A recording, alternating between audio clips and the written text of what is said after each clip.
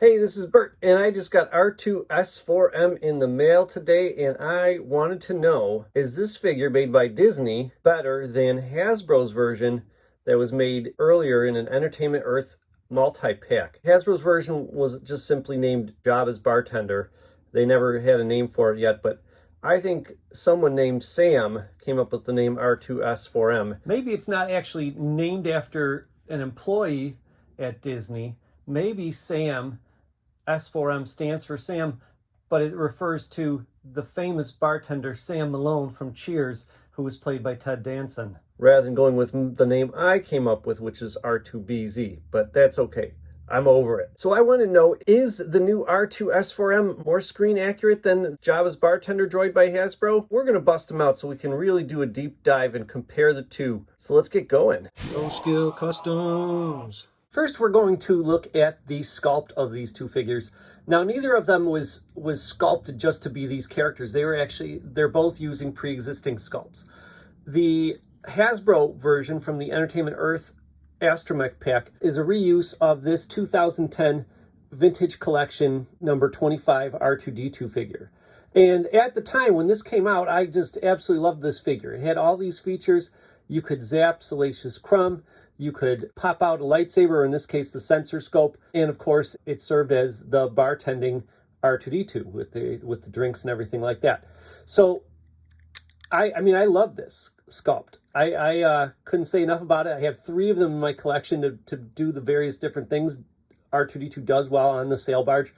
But when it comes time for using this sculpt over and over again, which Hasbro has done, okay, in fact, that Astromech pack that he's from, they use the same sculpt for all the figures in that. It gets to be kind of annoying because you don't really need all these figures to have those features, okay? And for one, if you want to have the dome, covered, you got to have the third leg kind of hanging down like that. That's annoying. The fact that this flap right here wants to open all the time is also pretty annoying. So not too big of a fan of this sculpt anymore. It kind of limits your ability to turn R2-D2's head while you have this piece in there. So it's not really ideal. And the Disney sculpt, this was first used by Disney when they made their Build-A-Droid Droid Factory toys at Star Tours in Disney World. That was in 2013. And I always loved this sculpt. It allows you to swap out parts, heads, and the legs and everything. But what happened was they modified the sculpt in 2015 because Star Tours, parents could buy their kids, their own droid. They could pick out their legs, they could pick out the head and body. And what was happening was too many parents or too many kids were buying a right leg that had wires on it, and then another right leg that had wires on it, and not realizing they had 2 right legs until, they got it home and they complained. And so Disney ultimately decided, you know what, let's just get rid of those wires altogether. So that's my only problem with this sculpt. They've been using this sculpt since 2015 now with the lack of wires there. And that's really my only problem with it, is that the wires are missing. It drives me nuts on these all these different Disney figures. Overall, I would say if we're just looking at sculpt right now, I would prefer the Disney one to the Hasbro one, except for the wires. I do like those wires on the Hasbro one.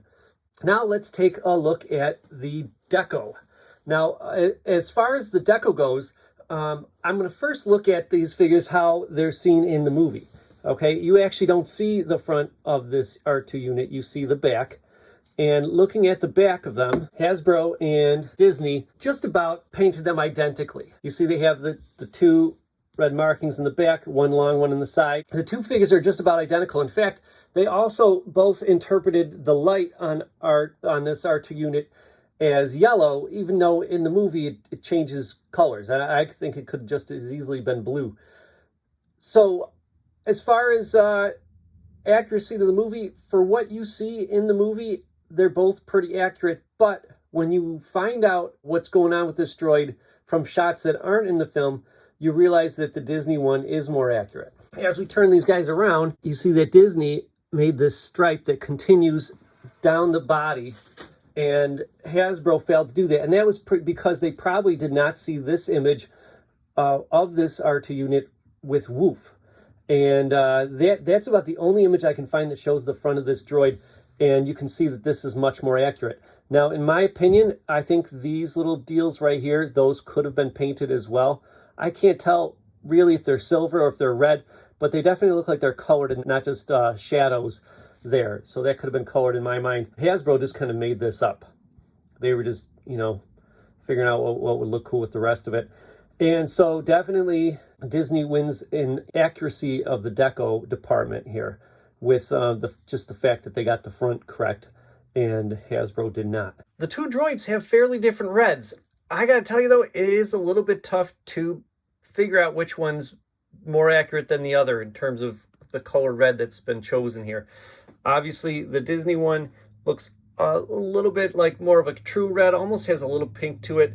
And then the Hasbro unit is darker and almost leans a little bit towards purple, just a tiny little bit. I think what's happened is Disney was looking at this reference and Hasbro was looking at this one. You can see just, lighting does all sorts of crazy stuff, and not just in these movies, but in real life. And that makes it hard to determine what the true color is. Personally, as I look at the white in this shot, I kind of feel like that white is a truer white, and therefore the red is a truer red to what's happening in real life. So I'm going to go with Disney as being the more accurate red on this one, but that's going to be up to you. As far as weathering, you see that the Hasbro version is completely clean, and the Disney version has kind of like a wash of gray brown over the whole thing. And I got to tell you, I absolutely love the way that looks.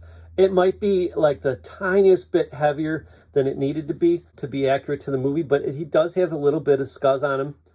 And I do think that makes him pretty accurate. Oh yeah, I forgot to mention, it's hard to tell, but if you look at the shots of the droid that exist out there, at least the ones I've seen, I believe that Disney's being more accurate by leaving these things white, these little side things on the legs.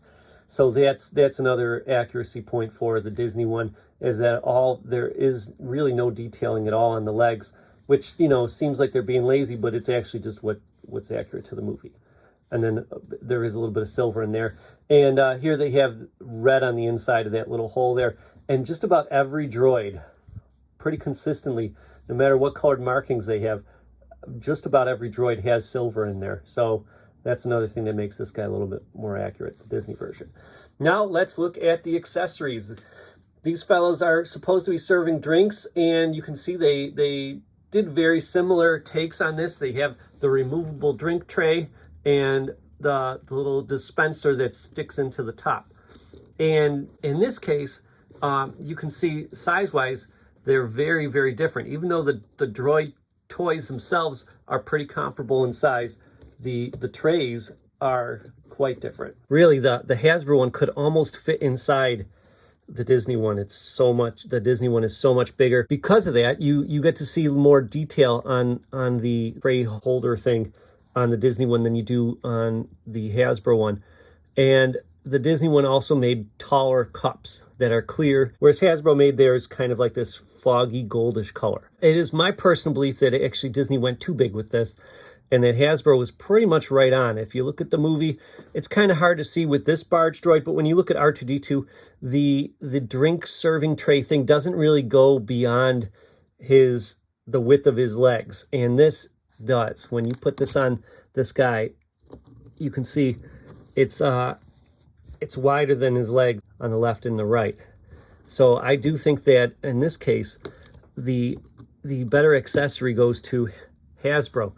Now, I would have loved for Hasbro to have clear glasses with a little bit of liquid in them like Disney did, but I think they overdid the greenness on this liquid. I would have liked like a more subdued green. It also would have been nice to have some of the wiry details on there that you can see in the movie.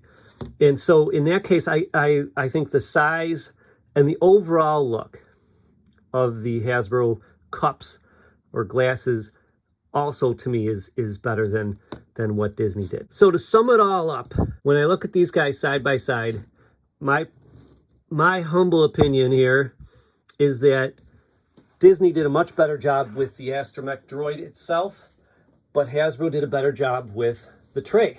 So let's take a look if we can make the ultimate droid by putting the Hasbro drink tray on the Disney figure.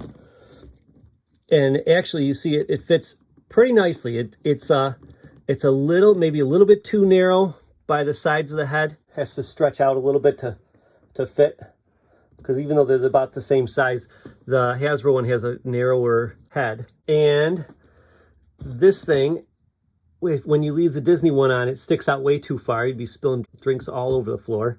So we'll look at the Hasbro one, and you see that the hole in the top is just a little too big for it.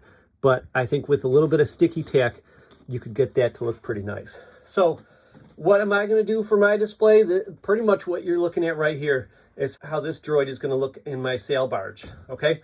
Now, if you have the Hasbro version already, because that one came out first by a few years, this was a 2016 set, so many years.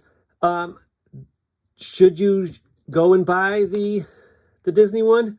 Well, if you're only going to set them up as seen in the movie, the Hasbro one's pretty accurate. I mean, yeah, you can see the red on the legs. It really shouldn't be there. But, I mean, for what you see in the movie, if this is what's going to be on your display, it's pretty good. You could maybe muck it up yourself a little bit if you wanted this by just adding, like, thinned down brown gray paint over top of the whole thing, and that could get that effect.